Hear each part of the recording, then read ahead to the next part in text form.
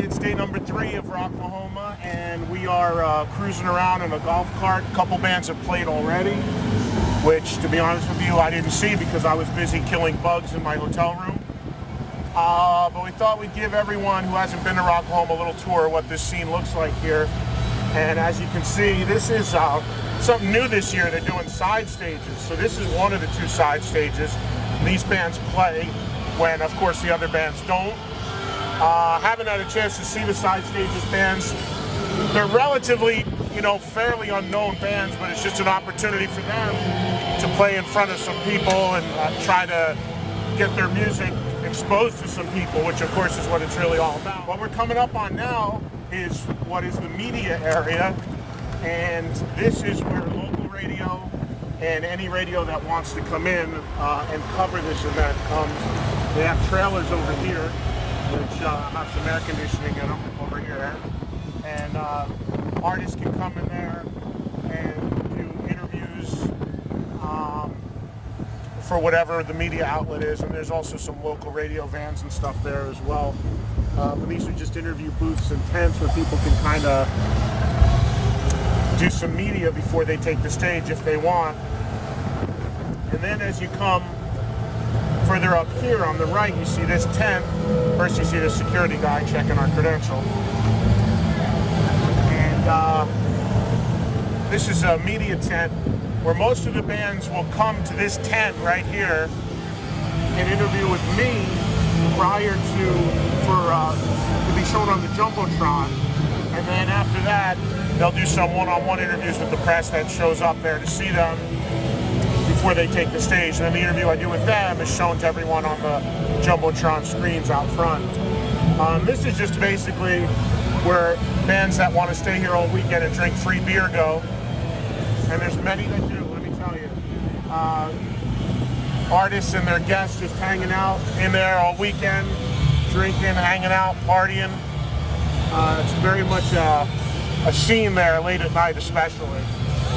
And this structure, this wooden structure building is the production office for the event, and it also serves as the elite dressing room for the headlining acts. The number 1 or 2 acts get that because that's got running water and showers and air conditioning and everything else. So the top 1 or 2 bands on each day get to use that as a dressing room at the top. And also late at night after the bands are gone, they also sometimes have some private parties up there on the deck. Okay, so we're continuing on backstage at Rocklahoma. Over to my right, this is the back. This is literally backstage. This is all the glamour of backstage. It's this is the ramp that the artists load their equipment up into to go on stage and try to pull up there a little bit. Kingdom Come is playing right now, but you just get a little sense of what the artists do when they come up. And that is the stage right there. Catering area where the food is, also VIP, people that buy VIP packages get their food in there. All right, so we just came out of the backstage area. This is one of the main roads in, if you drive into this site. And as you'll see, there's a huge camping scene. What all these rock festivals are really about is this. This is the true core of what any rock festival is, which is this. Bike, camping, mud, beer, food, bikinis, heat. That pretty much sums up what the real scene of any of these festivals are. People come here and this is their vacation, and they see the... How you doing, man? And they see the same people every year that camp next to them. They'll walk into the site if there's a band they want to see. If not, they stay out here and party. And at night, you would not believe what goes on out here. We'll try to go inside a little bit and show you some of the custom campsites, because people really design themes to their sites. It's pretty remarkable what these people do and the parties that go on out here. These are all custom. These are all rentals or people that own these and go all over the country like this, obviously. But I think a lot of people are still sleeping it off from the night before, because out here this will go till 4 or 5 a.m. easily. Check out, this guy's got a full bar with taps and everything. what we got here is just kind of in the outskirts of this field in the campsite, and this little tent out here in the woods at the very end of the camping area has kind of become like the secret party zone of Rocklahoma. Those that are in the know come here when all is wrapped up on the main stage at like 3-4 a.m. And there's a little band that'll play on the stage, and sometimes even some of the headliners have shown up here and jammed, and people just hang out here, and it's just the party after the party.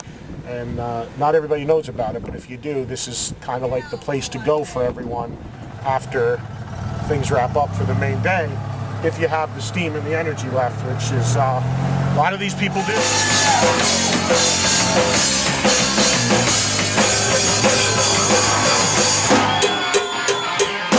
Feels like I'm living in a dream, nothing's ever as it seems. The nights keep getting longer every day. This is where the real party, this is where it all happens, right here. This is the brains, the operating center of Rocklahoma. This is where it all originates, right here. This is it. This is the true party zone of all party zones. Brain central right here. This is it. There are powerful meetings and decisions going on right now about Rocklahoma for 2009. 5 ounces at a time. Get one to there. If we can't figure out a problem, Miller ran out of our solutions. Miller solves all the problems of Rocklahoma. Any issue, any drama, Miller takes care of all that. Bring Mark over. Miller Light or Miller Chill, they take care of all of them. Mark and Dave, come over here. Would you guys like it here? No, I got to get back to the stage for some intros, but just want everybody to meet the people behind Rocklahoma that you hear so much about all over the world, and you hear me talking about constantly. But these are the people that make it happen: Dave Ginke and Mark Niesel, and we're into day 3. How's things going for you guys so far? The sun is shining. Sun is shining. The ground is dried up a little bit. We have no dust. We take care of all the dust control over the last couple of days. It's beautiful. You have dust control? Well, we just took care of it. How does that work? How do you do that? God help us. Oh, all right. I thought there was actually a device. I thought maybe that's some sort of dampening device or something that will do that. Mark did a rain dance. Is that how it works? Now we're just about at the halfway point of this year's event. What's been the highlights for you guys so far? Besides seeing me again, of course. When it stopped raining. It's all about the weather, right? Yeah, they're coming in anyways. They're here. The highlight to me last night was seeing the energy that this crowd had. I mean, Sebastian Bach did a tremendous job.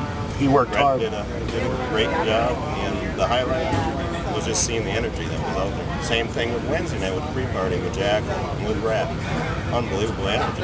Yeah, absolutely. Now, I saw Mark last night in the Brett Michaels VIP after party for a little while. You were out there for a while, man. How late did you go with Brett last night? He wanted to get out there at 1:15. He got out of there at 2:15. He had a bunch of people in there. He met every single one. He's so gracious. He's just phenomenal. He just wanted to meet them all. He said, "I'm not leaving until I shake the last person's hand," and he did. And of course, then there was the party after the party, I'm sure, right? Right down here in this tent that lasted till 3:30. I just got done showing everybody that the secret after party location back there that When nobody knows about, the thousands of people come to. That's it. which I just actually told more people about right now, but that's Pretty okay. Cat's out of the 20 bag. hours a day here of Yeah. party. I know. 4 hours of sleep, 20 hours of party. Absolutely. And we got 4 hours to clean it up while everybody's sleeping and passed out. It's hard on me because I got to take the whole party plus make sure the cleanup happens. Right. And you live here. And This is Dave's house that's getting invaded. my backyard. It's his backyard. You can go to bed at 4 o'clock in the morning. This place is a mess, and you wake up at 6, and it's perfect again. There's not a beer can or a pop can or anything on the grounds. I'll tell you this, and I'm not just saying this, but I've done this for a very long time, and above and beyond everything, these are good people that really care about the fans that come here and the artists that play here, and that's a rarity in the music business today. So it's a pleasure to be working with you as always. In 2009, Thank you for being part of it. 2009, there's all sorts of plans in place already. The gears are already turning from what I hear. But up. Nowhere but up. Big plans. So, Rocklahoma, feverfest.com, place to find out everything going on. And these are the guys that make it happen.